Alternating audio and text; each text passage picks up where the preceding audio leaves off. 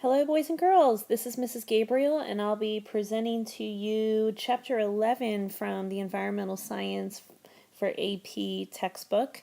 This is a chapter that goes over agriculture and how we feed the world. If you have time, I highly recommend that you enrich the opening case study in this book. So the first few pages are a description or a documentary of Ch11 of Virginia and his sustainable farm. So he's a grass farmer. He's an organic farmer, which means he tries not to use any synthetic fertilizers and pesticides. And he understands that grass is at the foundation of the trophic pyramid. So he tries to make sure that his grass and his land are sustainable. He uses grass as hay to feed his cows, which we eat, and these would be grass-fed cows, which are definitely not corn-fed cows, which are your usual cow meat that you get. The grass-fed cows are going to be much higher in nutrients, the type that we want. He uses the cow manure to produce grubs. And so the grubs, these little bugs that end up in the cow manure, are used to feed chickens. So the chickens just pick at it. They eat the grubs to spread the manure around by picking at it. And when they're spreading it around, they're helping fertilize the nitrogen-rich soil, and they deposit some of their own.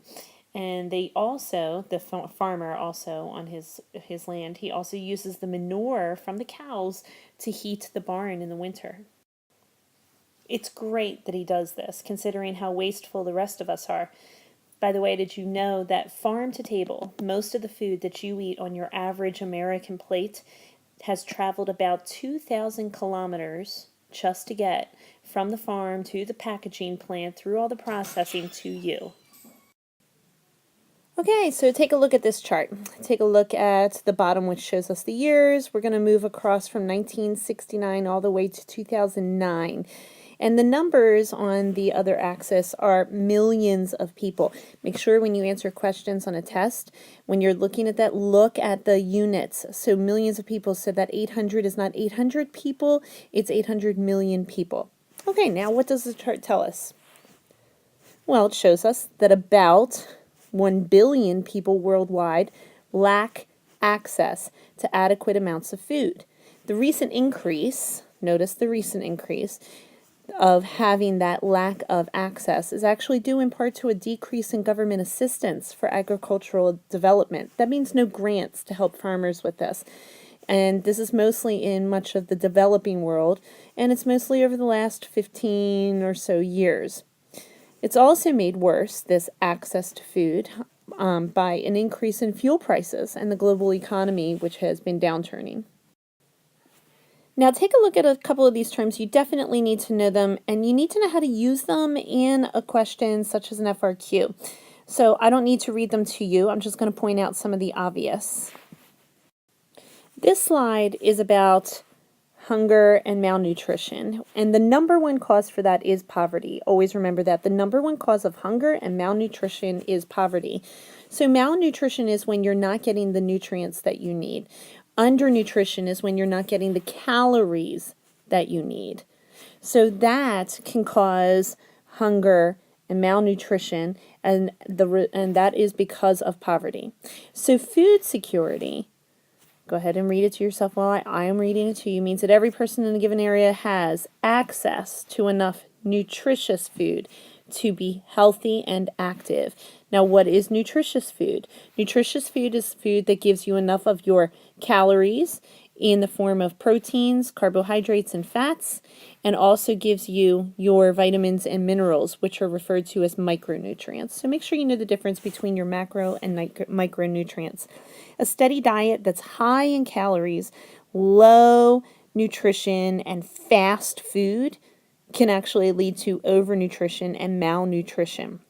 And in our country, that's a big deal. Eating fast food, a lot of it, does not have all of the vitamins and minerals that you need, but it certainly has all the calories and then some that you need. And if you have too many calories, if you're overnourished, as soon as you're 20% over your normal weight, you're considered obese. Okay, so back to this slide. The root cause of starvation worldwide, the root cause of starvation is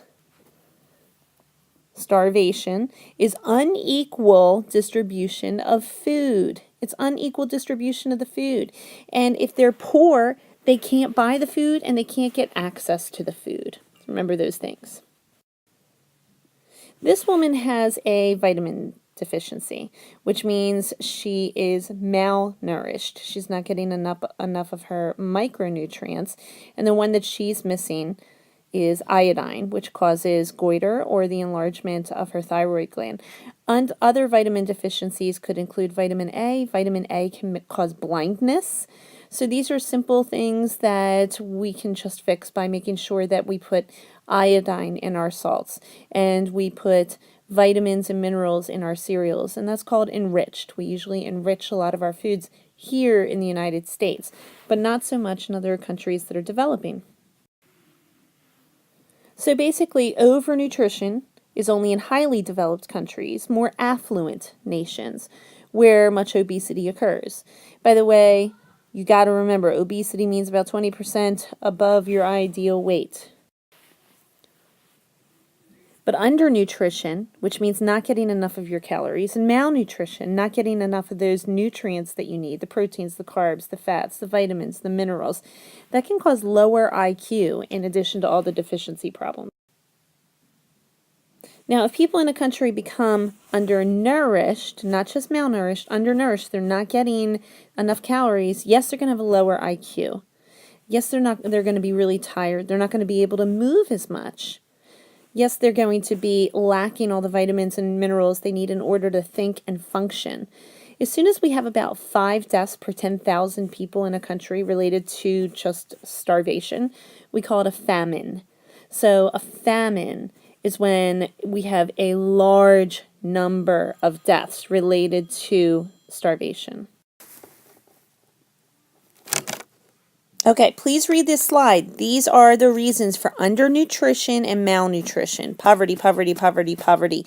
On the second bullet, I state that it's political and economic factors, but there's also societal factors, okay? Societal and cultural factors that'll make people not eat certain things, even though the food might be available. And the agricultural resources, which I talked to you in the previous slide. So farmers produce enough grain for 8 billion people. What's the problem? We only have 7 billion people, a little more. And grain is only half of the food that we produce in terms of calories or biomass. So why are we undernourished and malnourished? Because of these bullets. So poverty, lack of resources in order to allow the access to food, and the political unrest or war can cause people to flee their homes and farms. There can be poor governance. And then, you know, more than 40% of the grain in the world actually feeds the meat or the cows, right? We've talked about this in class.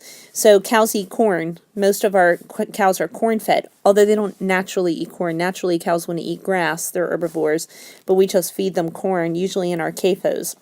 So what do you think the U.S.'s largest agricultural crops are?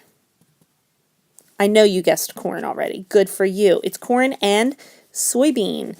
And these are grown primarily, remember this, for animal feed. Okay, 40% of the grains that we grow actually just feed the cows and the other animals.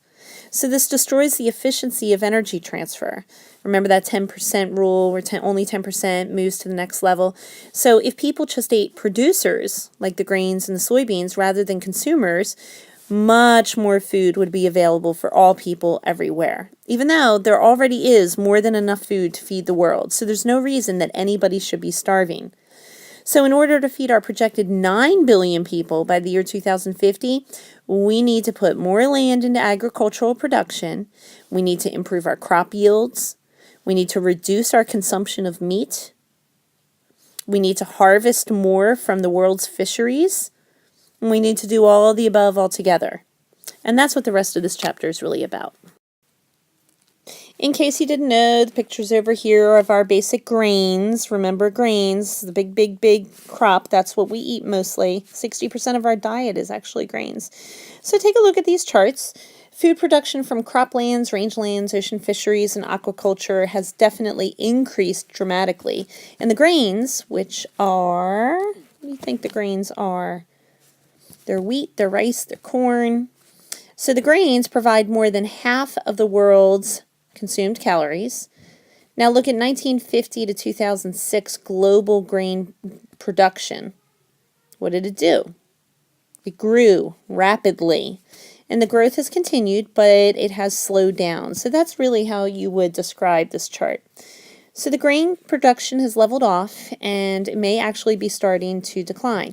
40% of grain grown in the world is used to feed the livestock. Remember that 40% to feed the livestock. Ultimately, only 10% or so of the calories in grain or soybeans that are fed to cattle are converted into calories in the beef. Remember that 10% rule. If people just ate producers, such as the grains and the soybeans, rather than eating the cows, and the cows are only primary consumers. If we just ate the producers directly, it's possible that so much more food would be available for people. I'm going to keep repeating that. Pay attention to that. So humans eat corn, rice, wheat, rye, our grains, our grains, our grains. We eat a variety of food, but our grains make up the largest component of the human diet. Globally, we produce over 660 pounds of grain per person per year. Now that's the grain. So, how much meat do we eat in pounds per person per year?